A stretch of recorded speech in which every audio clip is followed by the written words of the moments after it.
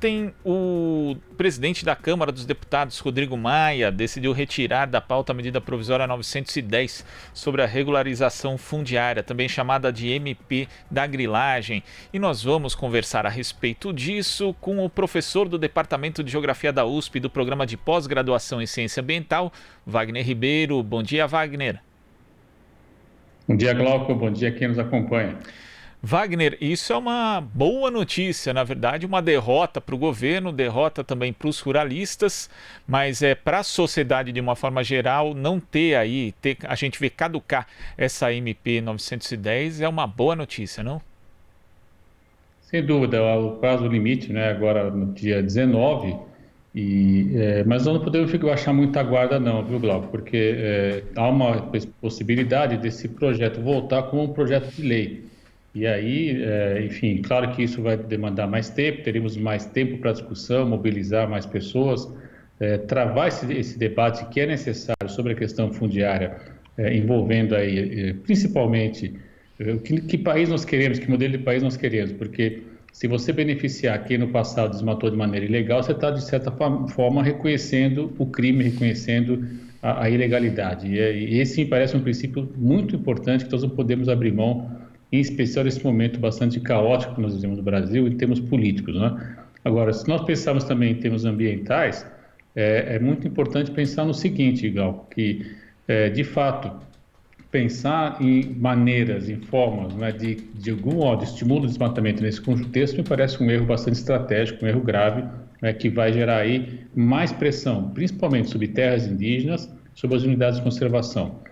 Essa é a grande questão que está posta. Tem um trabalho muito importante, até de um artigo publicado na Brasil de Fato, do Paulo Lantejano, colega geógrafo da UERJ, e ele mostra claramente, Glauco, que depois do golpe de 2016, nós tivemos um aumento muito grande de pedidos autodeclarados, né? Porque como é que funciona? O indivíduo vai lá no IBAMA, no INCRA, e fala, olha, eu ocupo essa área há não sei quanto tempo. E a partir dali, observou então o Paulo Lantejano com dados públicos, que de 2016 para cá, os módulos maiores, né, ou seja, com mais de 15 módulos rurais, eles cresceram enormemente, ou seja, a autodeclaração de pessoas que diziam que estão ocupando terra, né, aumentou basicamente com as grandes propriedades. Então, isso, do meu ponto de vista, né, o texto dele é muito claro, muito transparente, evidencia que nós estamos, na verdade, tentando legalizar a grilagem de grandes propriedades de terra, inclusive. Não estamos falando de pequeno proprietário que foi lá, abriu 1 ou 2 hectares, eventualmente,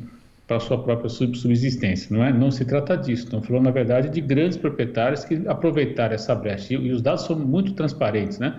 Depois do golpe, você tem aí, nos 2 últimos anos, um aumento vertiginoso das áreas, principalmente autodeclaradas. E o número que ele faz é muito curioso, né? Considerando todas as terras, toda a área do Brasil, que é, grosso modo, 8,5 milhões de quilômetros quadrados, ele chega a 900 mil quilômetros quadrados, já quase 100 mil quilômetros a mais, né? Há uma sobreposição de Brasis, digamos assim, né? Quer dizer, alguém fez alguma mágica, isso sem considerar áreas urbanas, que como ele lembra muito bem no texto, nós temos as terras indígenas, como eu dizia, as unidades de conservação, temos áreas também com represas, com lagos, então, de fato, é um erro muito grande, né? Se qualquer tipo de ação nessa ordem for tomada, sem que nós tenhamos a capacidade de averiguação no terreno. E é claro que tem tecnologias hoje digitais que permitem você averiguar o quanto estava desmatado antes ou não. Sim, existem imagens satélites que podem ajudar muito, mas isso não é suficiente. Nós temos que ter, de fato, a verificação em campo e, principalmente, a partir da questão central, que é essa autodeclaração, quando o indivíduo fala, não, eu estou aqui há tanto tempo na terra, etc. E a partir daí você tem, então, a grilagem de terra regularizada, que é terrível. E existe, né, Wagner, uma relação estreita, direta da grilagem de terra com o desmatamento. Quando a gente pega, por exemplo, os dados do INPE, né, relativos ao primeiro trimestre desse ano, em que houve um aumento de desmatamento, mais um aumento de desmatamento, 50% dele é em terras públicas, o que também tem a ver com o afrouxamento da fiscalização por parte do governo. E 33% são em terras griladas, sendo que existe um aumento, porque em 2019, nesse mesmo período, era 22%, ou seja, aumentou 50% do desmatamento só nas terras griladas. Então existe essa relação direta também, né, Wagner, entre grilagem e desmatamento. Uma dúvida, Glauco. O ilícito chama o ilícito, né? Você tem, na verdade, uma cadeia, uma rede, né? Onde nós sabemos que o primeiro passo, né, é de fato a ocupação da terra ilegalmente, daí você vem com o desmatamento às vezes seletivo, onde normalmente se retira as madeiras mais nobres, né, para venda, para comércio. Outras vezes sequer você tem isso, você tem o famoso método do trator, que o pessoal costuma amarrar dois tratores, né, em paralelo e vai avançando na mata, arrancando tudo. E daí depois você tem ao final, às vezes, o plantio de soja, hoje já tem soja, né, já vai diretamente para o soja, mas a maneira clássica é depois desse desmatamento, a introdução do gado para justamente apontar para a fiscalização uma eventual ocupação produtiva, digamos assim, e com isso se livrar da caracterização de um crime, coisa dessa ordem. Então, nós sabemos como isso funciona, não é de hoje que tem literatura mostrando isso.